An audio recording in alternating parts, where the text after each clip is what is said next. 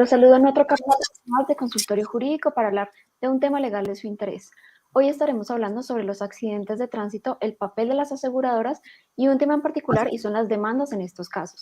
Iván Taborda es abogado, docente del área de responsabilidad civil de la Facultad de Derecho de la Universidad Libre y será el experto que nos acompaña en el programa de hoy. Doctor, un gusto darle la bienvenida.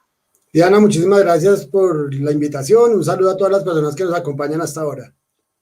Doctor, para empezar, demos un panorama general para las personas que nos están viendo en vivo, que nos acompañan en esta transmisión de Facebook Live, acerca de los términos legales que deben conocer las personas a la hora o en caso de que sufran un accidente de tránsito. Bueno, Diana, yo creo que en primer lugar, antes de lo legal, las personas debemos entender la responsabilidad que significa la conducción de un vehículo. De pronto no es una respuesta muy legal, pero es más cercana y es entender esa responsabilidad. De esa responsabilidad ya concluimos que el hecho de generar una maniobra irresponsable, de ser malos conductores, de no hacerle la revisión a nuestros vehículos, puede generar accidentes y bueno, eso puede generar en principio lo que es una responsabilidad civil. Es decir, que el causante del daño está llamado a indemnizar los perjuicios que le cause a los transeúntes y demás personas que se van involucradas en lo que conocemos como un accidente de tránsito. ¿Qué hacer en caso de sufrir un accidente de tránsito? ¿Qué es lo primero que una persona, tanto víctima como victimario, debería realizar en ese momento? Yo creo que la tecnología nos brinda una situación inicial que es documentar la escena. Nosotros creo que debemos en primer lugar tratar de documentar con nuestros equipos móviles, tomar fotos, videos del lugar donde ocurrieron los hechos y demás. Ya luego vincular a la autoridad de tránsito para que se eleve el informe policial y si los propietarios o las personas que se ven involucradas en el accidente cuentan con sus seguros de responsabilidad civil.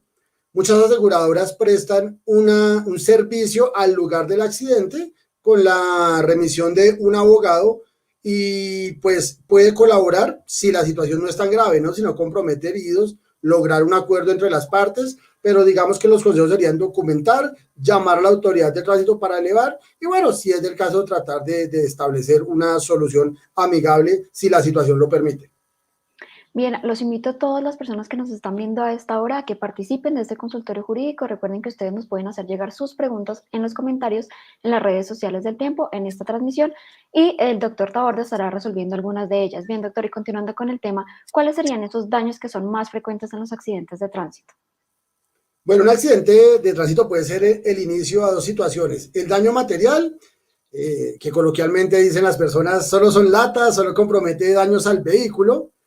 Y otro puede ser el daño inmaterial, que puede ser a una situación que se da cuando hay lesiones a los ocupantes de los vehículos, a los peatones, y pues esto puede generar toda una situación, un daño moral, puede generar unas lesiones graves que se concretan en lo que conocemos como un daño a la salud, y vemos entonces que se pueden generar dos tipos de daño, los materiales, por lo general un daño emergente, que hace referencia al valor de reparación de los vehículos, pero cuando hablamos de un choque simple, porque usted entenderá, Diana, que un accidente de tránsito puede tener consecuencias muy ligeras, como también situaciones muy delicadas que comprometen hasta la vida de las personas.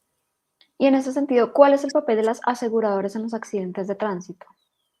Pues en materia de seguros, yo creo que hay que hacer una diferenciación entre lo que es el SOAT, que el SOAT es un seguro obligatorio que debe tener toda persona que circula, que pone en movimiento su vehículo, pero el SOAT es un seguro con ciertas limitantes. Yo lo denomino como un seguro única y exclusivamente para los accidentes. El SOAT pues cubre lo que son gastos médicos, incapacidades, muerte y transporte, pero hasta ciertas cuantías, pero es un seguro obligatorio.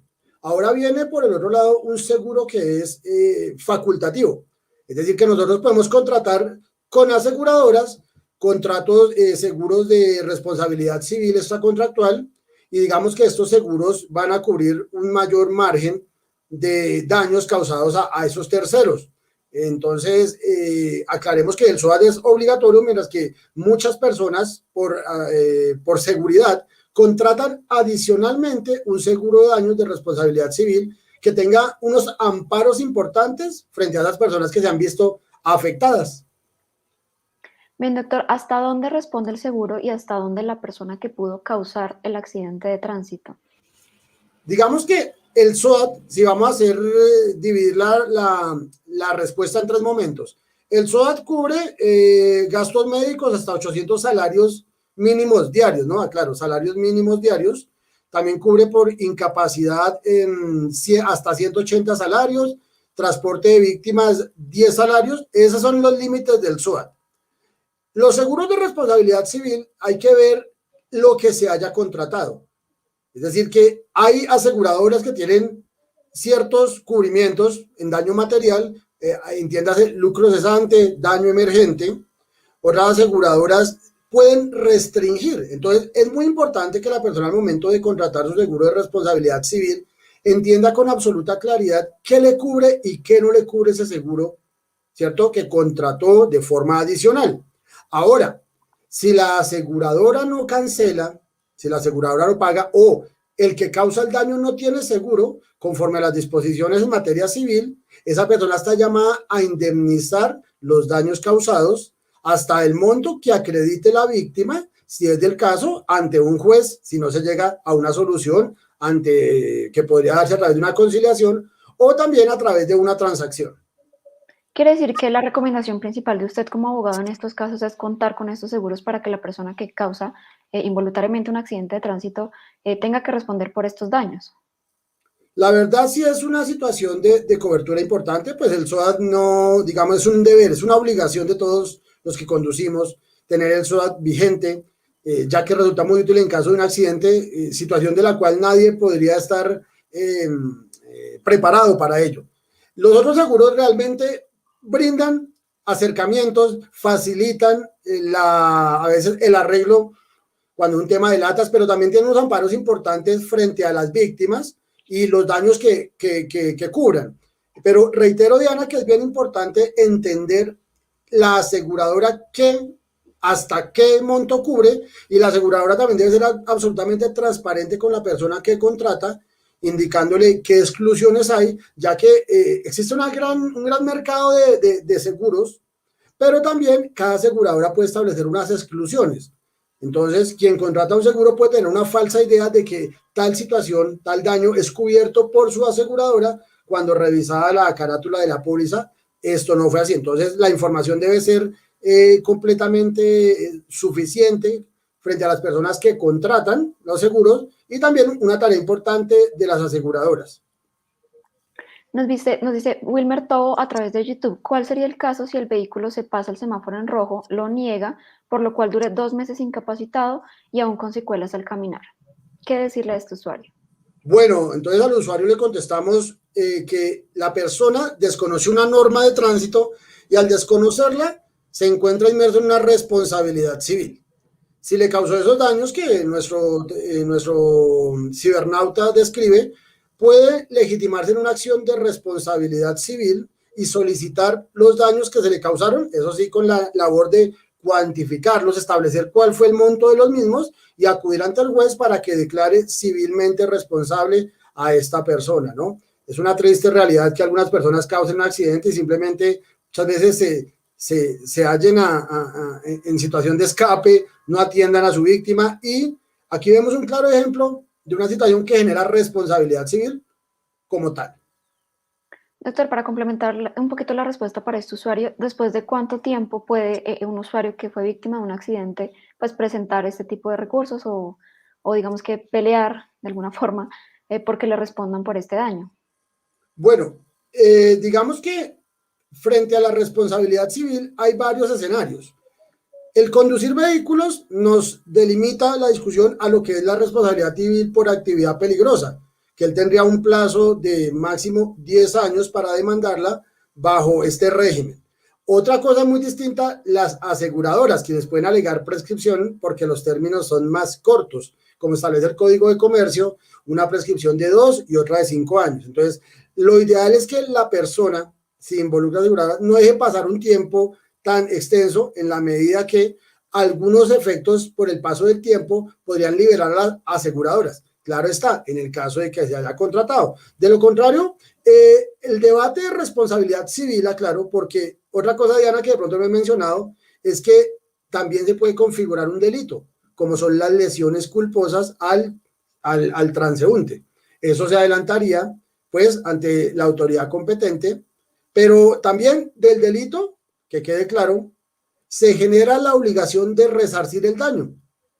Entonces, en principio, podrían surgir dos acciones. En materia civil, la responsabilidad por actividad peligrosa, pues no tiene un término de prescripción del derecho común que conocemos que es de 10 años. Bien, ¿en qué casos hay lugar a demandas tras un accidente de tránsito? Bueno, precisamente muy cercano a lo que contestábamos hace un instante, cuando la persona, conductor, tenedor, poseedor de ese vehículo, genera el daño y no responde por los perjuicios que llegó a causar. Es ahí donde la persona que se ve afectada tiene derecho a esta reparación en la proporción, en la magnitud, bajo el estándar de lo que realmente se le causó. Y eso generaría un típico debate de responsabilidad civil extracontractual ante el juez civil y él pues dictaría en últimas una sentencia que declara responsable a esta persona y la consecuencia es eminentemente económica, pagar esos perjuicios que se le haya causado a la víctima.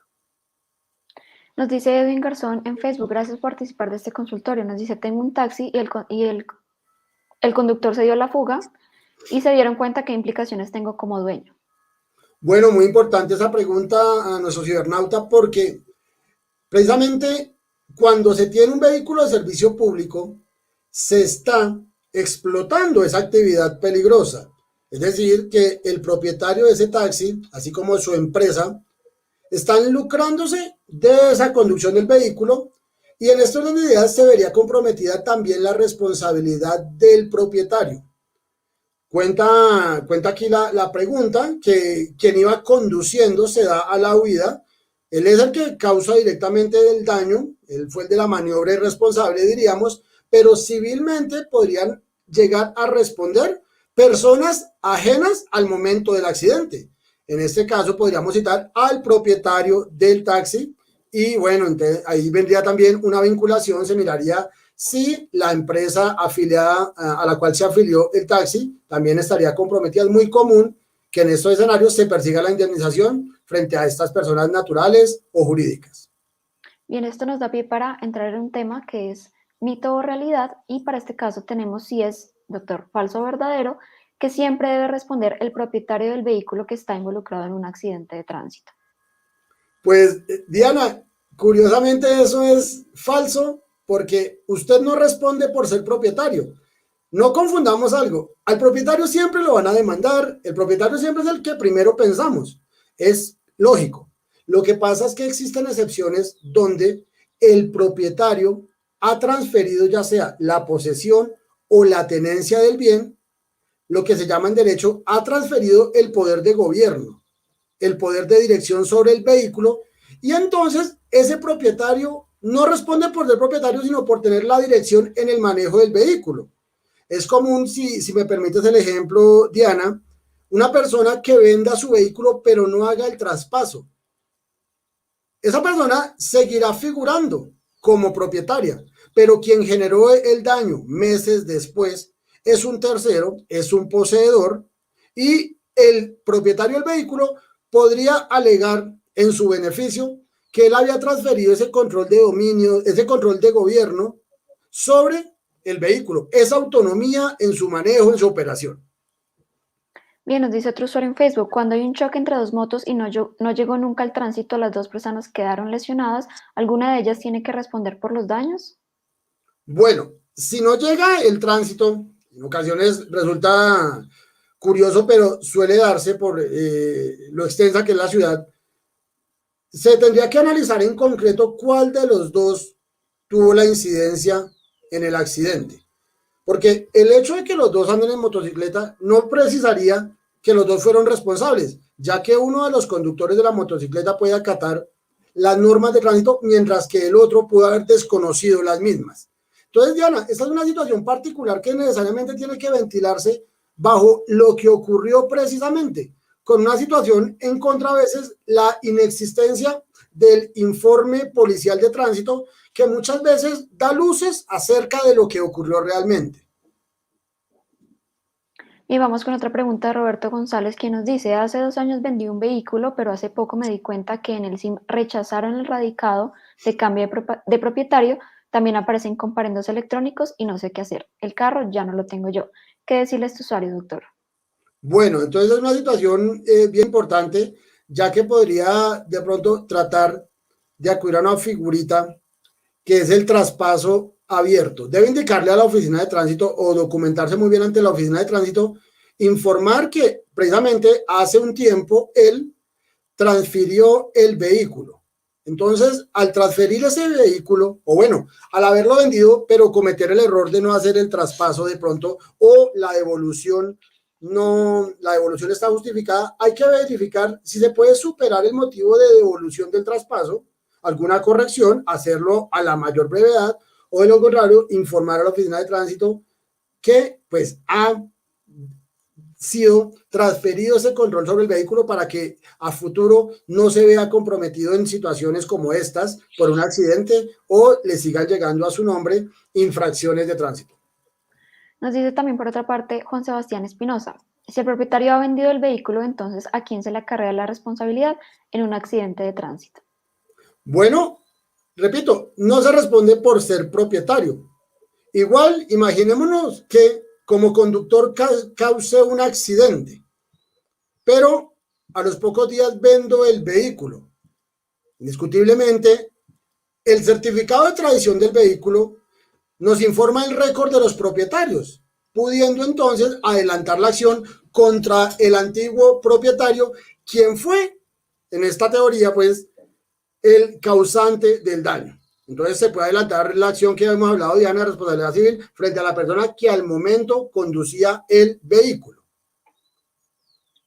Nos dice Frank: en caso de un siniestro y el vehículo se traslada a Palo Quemado, ¿cuál es la entidad que responde por el hurto de las partes? ¿La Fiscalía o la Policía de Tránsito? Bueno, digamos que la responsabilidad, la custodia de esos bienes corresponde a en sí la labor que hace la Administración de Justicia en el Estado. Entonces, existen por ahí antecedentes donde esos vehículos que son capturados o retenidos por investigaciones o que son capturados en virtud, aprehendidos en virtud de medidas cautelares, están en custodia de la Administración de Justicia. Quiero decir entonces, entiéndase, Consejo Superior de la Judicatura, y en este caso veo más orientada la responsabilidad hacia la Fiscalía en la medida en que toman la custodia del vehículo. Muchas veces lo que hace la policía es acatar la orden, pero la custodia como tal de ese vehículo que es retenido, que es muy común cuando se dan accidentes, correspondería a la Fiscalía, como se ha establecido por esa labor de custodia. Bien, doctor, llegamos al final del programa. Muchísimas gracias por su asesoría. Ok, Diana, muchísimas gracias a usted por la invitación. A todas las personas que nos escucharon, un cordial saludo. También gracias a ustedes por continuar con nosotros. Recuerden que se pueden suscribir al canal de YouTube del Tiempo, así como a las redes sociales, para ver este y otros contenidos. Nos vemos el próximo martes a esta misma hora en otro capítulo de Consultorio Jurídico para tratar otro tema legal de su interés. Feliz tarde para todos. En la era de las noticias falsas, infórmate con una fuente veraz. Con solo suscribirte a nuestro canal en YouTube, recibirás actualización de nuevas noticias, cubrimientos en vivo y mucho más contenido. Somos El Tiempo en YouTube. Suscríbete ahora.